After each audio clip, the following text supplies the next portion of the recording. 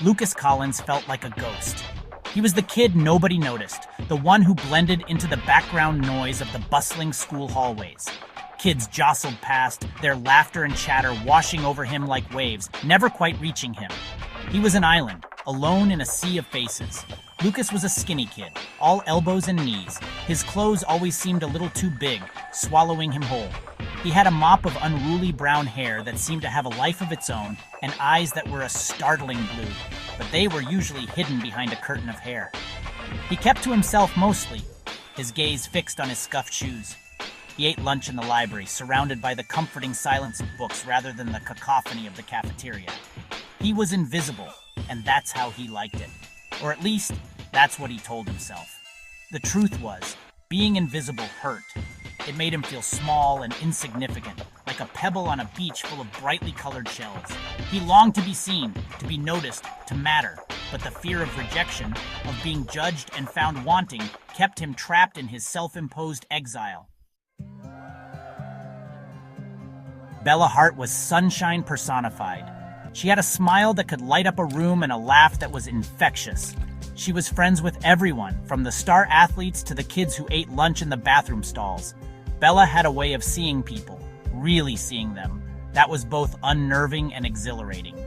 One day her gaze fell on Lucas, hunched over a book in his usual corner of the library.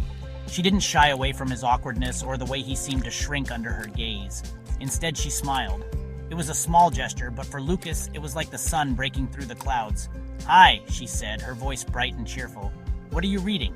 Lucas mumbled the title, his cheeks burning under her attention. He couldn't remember the last time someone had asked him that. Bella, to his surprise, didn't seem to notice his discomfort. She launched into an enthusiastic discussion of her favorite books, her words tumbling over each other in her excitement. That chance encounter in the library blossomed into an unlikely friendship. Bella had a knack for drawing Lucas out of his shell, coaxing him into conversations and dragging him, sometimes literally, into the sunlight. She invited him to sit with her and her friends at lunch, ignoring the snickers and confused looks from the others. Lucas found himself opening up to Bella in ways he never thought possible. He told her about his love for fantasy novels, about his dreams of becoming a writer, dreams he had kept hidden for fear of ridicule. Bella listened with a sincerity that disarmed him, her eyes sparkling with genuine interest. For the first time in a long time, Lucas didn't feel invisible.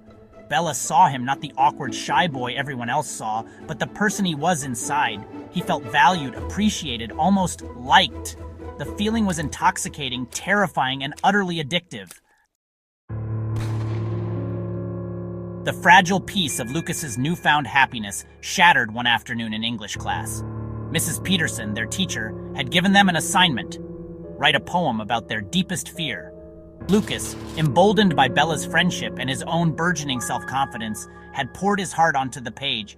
He wrote about the suffocating weight of invisibility, the pain of feeling like a ghost in his own life. He never intended for anyone else to see those words, those raw, exposed pieces of his soul. But fate, it seemed, had other plans. During a class reading, Mrs. Peterson, impressed by Lucas's poem, chose him to share his work. The classroom, usually alive with the hum of teenage energy, fell silent as Lucas, his voice trembling, read his words aloud. He could feel the weight of their gazes, the shock on their faces as his deepest fear, his shame, was laid bare for all to see. Section 5, The Spiral. The bell, when it finally rang, felt like a reprieve from a nightmare. Lucas fled the classroom, the sound of his own racing heartbeat pounding in his ears. He could feel the stares burning into his back, hear the whispers that followed him down the hallway. He retreated into himself, the walls he had so carefully erected around his heart slamming shut. He avoided Bella, unable to face the pity he was sure he would see in her eyes. He stopped going to lunch with her and her friends, choosing instead the familiar solitude of the library. He was back to being invisible. But this time, it was different. This time, he wasn't just unseen. He was exposed, vulnerable, raw. The words from his poem seemed to follow him like a curse. They were scrawled across his desk, whispered in the hallways, a constant reminder of his humiliation. Days turned into weeks. Lucas existed in a haze of self-pity and despair. He had convinced himself that Bella's friendship had been a fluke, A temporary lapse in judgment on her part. He was, after all, just Lucas Collins, the invisible boy, the one with the heart too big and the words too raw for the world to handle. One day he found a note tucked inside his locker. The handwriting was unmistakably Bella's. He hesitated, his fingers hovering over the folded paper. Part of him, the part that was still raw and wounded, wanted to crumple it up, unread, and toss it in the trash. But a flicker of hope, a tiny ember refusing to be extinguished, urged him on. He unfolded the note, his heart pounding in his chest. "Meet me at our spot after school," it read. "Please." The words were simple, but to Lucas they held the weight of a lifeline. Our spot was a small clearing in the woods behind the school.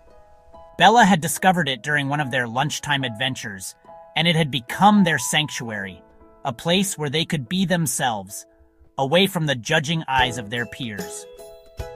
Lucas approached the clearing cautiously, his heart a drum in his chest. He could see Bella sitting on their usual fallen log, her back to him. She turned as he approached, her face etched with concern. She didn't say anything, but her eyes, filled with a mixture of worry and understanding, spoke volumes.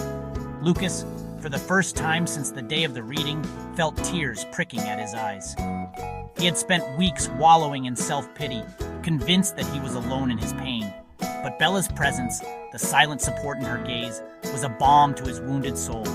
It was the push he needed, the first step on the long road back to himself. "I'm sorry," he choked out, the words catching in his throat. "For everything." Bella shook her head.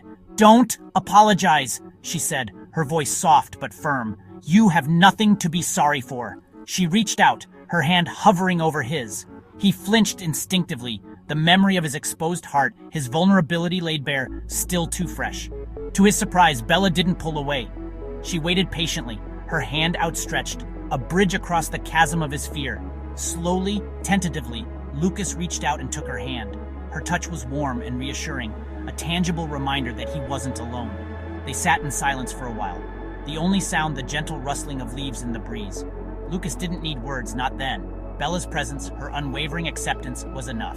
For the first time since the incident, he felt a glimmer of hope, a sense that maybe, just maybe, he could learn to forgive himself, to see himself through Bella's eyes. Not as the invisible boy, but as someone worthy of love and belonging. The journey ahead wouldn't be easy. Lucas knew that. The scars of his past, the years of feeling invisible and insignificant, ran deep. But he was no longer alone. He had Bella, his unexpected champion, his ray of sunshine in the darkness. As they walked back towards the school, the setting sun casting long shadows behind them, Lucas made a promise to himself. He would no longer hide in the shadows of his own making. He would embrace his vulnerability, his sensitivity, the very things that made him who he was. It was a promise whispered on the wind, a silent vow to choose courage over fear, authenticity over invisibility. It was the beginning, he knew, of a long and arduous journey, but for the first time, Lucas dared to believe that he might actually find himself along the way.